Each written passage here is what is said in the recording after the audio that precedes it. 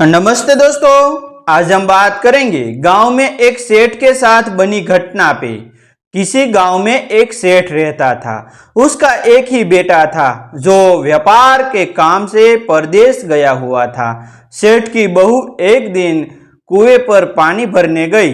घड़ा जब भर गया तो उसे उठाकर कुएं के मुंडेरे पर रख दिया और अपना हाथ मुंह धोने लगी। तभी कहीं से चार राहगीर वहां आ पहुंचे। एक राहगीर बोला, बहन मैं बहुत प्यासा हूँ, क्या मुझे पानी पिला दोगी?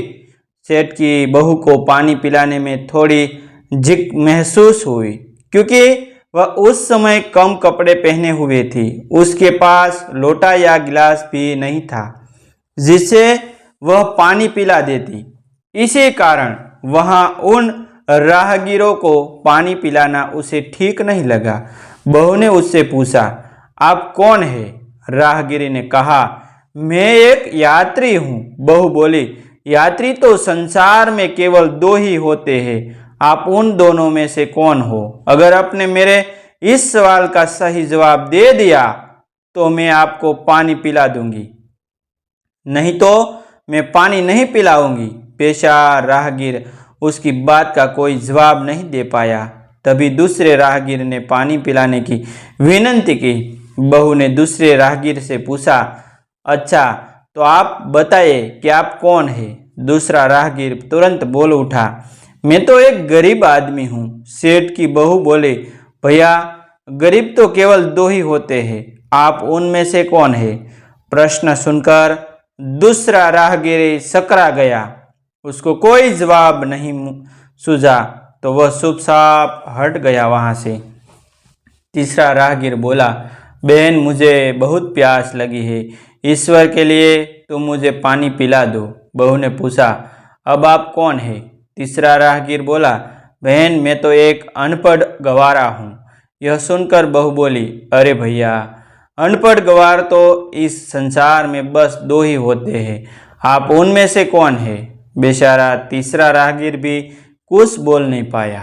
अंत में चौथा राहगीर आगे आया और बोला, बहन मेहरबानी करके मुझे पानी पिला दे, प्यासे को पानी पिलाना तो बड़े पुण्य का काम होता है। सेठ की बहू बड़ी ही चतुर और होशियार थी। उसने चौथे राहगीर से पूछा, आप कौन है? वह राहगीरी अपनी खीस छिपाते हुए बोला, मैं तो बहन बड़ा ही मूर्ख हूँ। बहू ने कहा, मूर्ख तो संसार में केवल दो ही होते हैं, आप उनमें से कौन है? वह बेचारा भी उसके प्रश्न का उत्तर नहीं दे सका। सारो पानी पिए बगैर वहां से जाने लगे तो बहू बोली, यहाँ से थोड़ी ही दूर पर मेरा घर है, आप लोग कृपया वही चाहिए, मैं आप लोगों को पानी पिला दूंगी। सारो राहगीर उसके घर की तरफ चल पड़े। बहू ने इसी से बीच पानी का घड़ा उठाया और छोटे रास्ते से अपने घर पहुंच गई। उसने घड़ा रख दिया और अपने कपड़े ठीक तरह से पहन लिए। इतने में वे चारों राहगीर उसके घर पहुंच गए। बहू ने उन सभी को गुड़ दिया और पानी पिलाया। पानी पीने के बाद वह राहगीरी अपनी राह पर चल पड़े। सेठ उस समय घर में एक तरफ बैठ यह सब देख रहा था। उसे बड़ा दुख हुआ। वह सोचने लगा, इसका पति तो व्यापार करने के लिए परदेश गया है और यह उसकी गैर हाजिरी में पराये मर्दों को घर बुलाती है, उनके साथ हंसती बोलती है, इसे तो मेरा भी लिहाज नहीं है।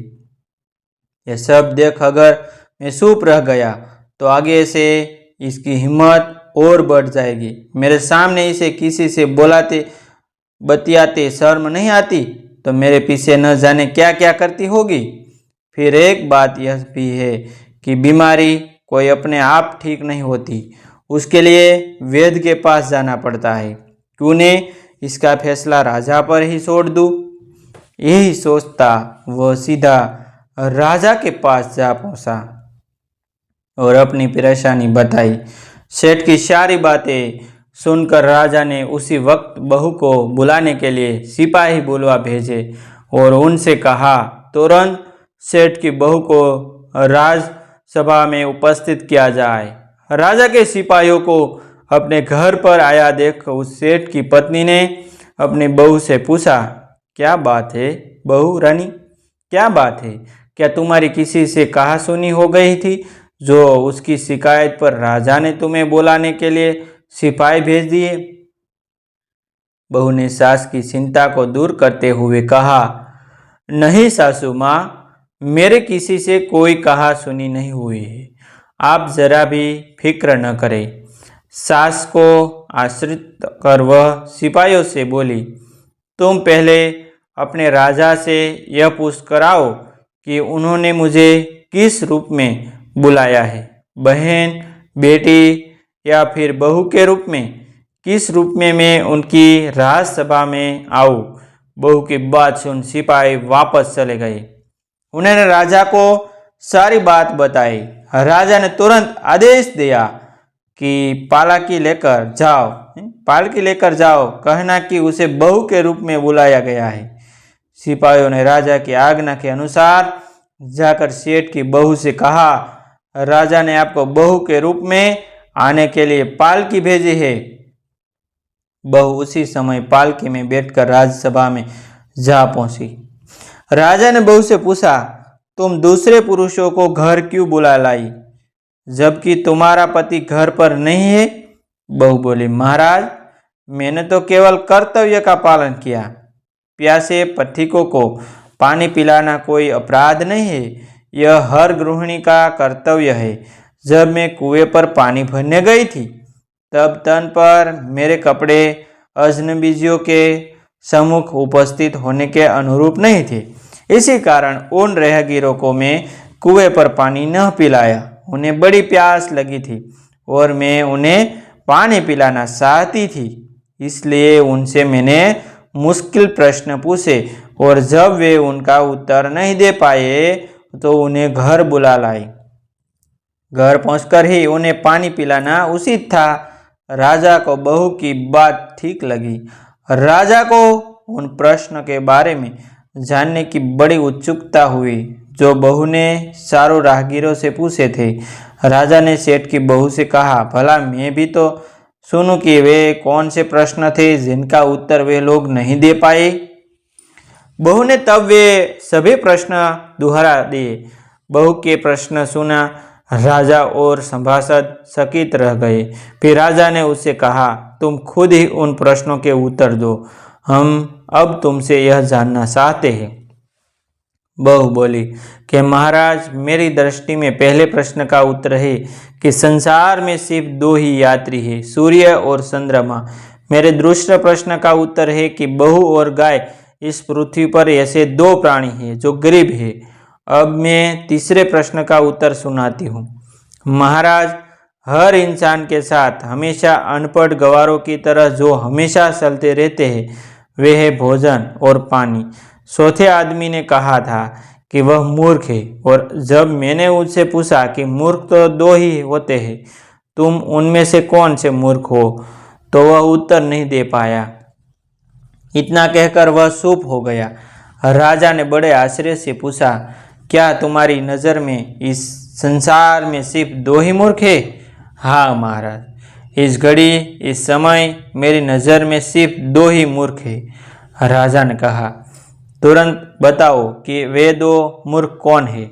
इस पर बहू बोली कि महाराज, मेरी जान खबस दी जाए तो मैं इसका उत्तर दूं। राजा को बड़ी उत्सुकता थी यह जानने की कि वे दो मूर्ख कौन है, सो उसने तुरंत बहू से कह दिया, तुम निसंकोच होकर कहो, हम वचन देते हैं, तुम्हें कोई सजा नहीं दी जाएगी।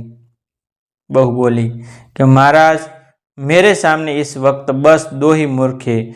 फिर अपने ससुर की ओर हाथ जोड़कर कहने लगी कि पहले मूर्ख तो मेरे ससुर जी है, जो पूरी बात जाने बिना ही अपनी बहू की शिकायत राज दरबार में की। अगर उन्हें शक हुआ ही था तो यह पहले मुझसे पूछ तो लेते, मैं खुद ही उन्हें सारी बातें बता देती।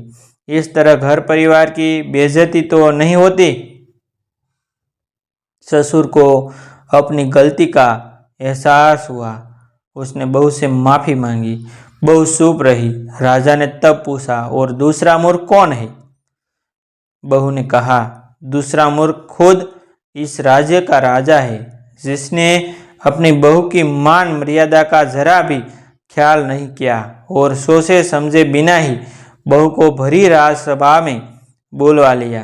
बहू की बात सुनकर राजा पहले तो क्रोध से आग बबूला हो गया, परंतु तभी सारी बातें उसकी समझ में आ गई। समझ में आने पर राजा ने बहू को उसकी समझदारी और चतुराई की सराहना करते हुए उसे ढेर सारे पुरस्कार देकर सम्मान सहित विदा किया।